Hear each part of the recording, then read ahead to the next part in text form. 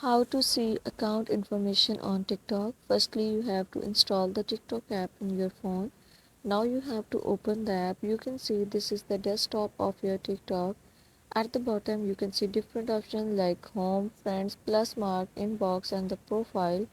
Just you have to click on the profile icon, and after that you can see this type of screen will appear here. At the right top corner there are three lines. Just click on the three lines, and you can see at the last there is a settings and the privacy. Click on the settings and privacy.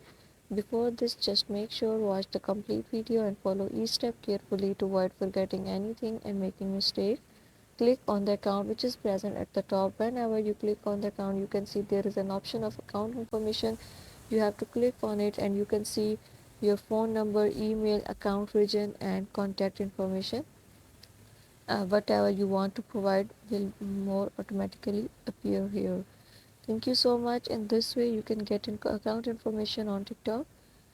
Please consider showing your support by commenting, liking, sharing, and subscribing to our channel for more valuable content in the future. Your engagement is highly appreciated. I wish you very, very good luck. Thanks.